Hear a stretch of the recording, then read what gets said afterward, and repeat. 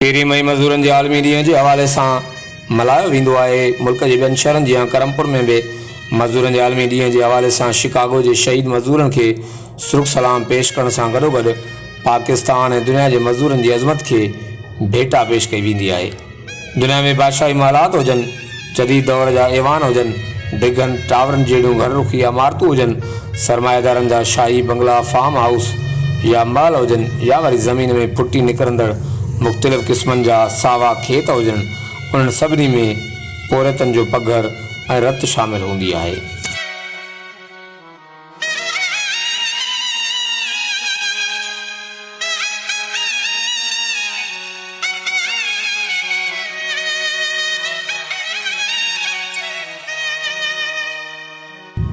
अल्लाह पाक जे पैगंबर हज़रत मोहम्मद सल्लल्लाहु अलैहि वसल्लम जी हदीस आहे त पोरतनि खे पघर सुकण खां अॻु अजूरो ॾिनो वञे।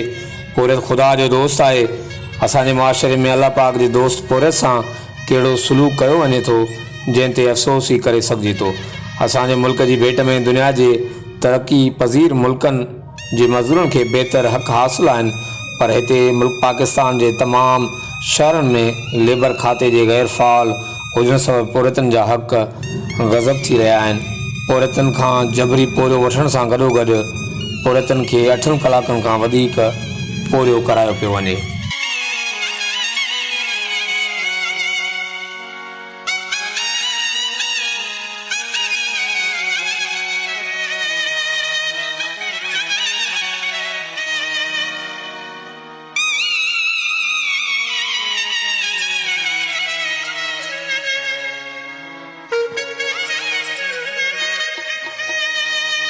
हक़ीक़त खे ॾिसे त मुल्क जी मुआशी तरक़ी में पोरतनि जो अहम किरदारु आहे, पर सरमायादारी निज़ाम सबबि पोरत तबिको पीड़िजी रहियो आहे।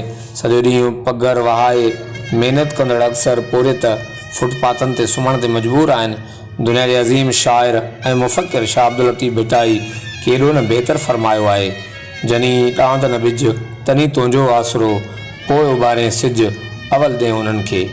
असांजे मुल्क पाकिस्तान में सियासी ऐं मुआशी इस्तेहकाम जे करे सभ खां वधीक पोरत तबिको बेहाली जो शिकार आहे। हिक पासे मुल्क पाकिस्तान समेत दुनिया लेवल ते 1 मई जी मुनासिबत सां पोरतनि जो आलमी ॾींहुं मल्हायो पियो वञे, त ॿिए पासे पोरत तबिको मज़दूरनि जे आलमी ॾींहं जे मौक़े ते बि पंहिंजे ऐं बचनि जे पेट गुज़र लाइ पोरियो करण ते मजबूर आहे।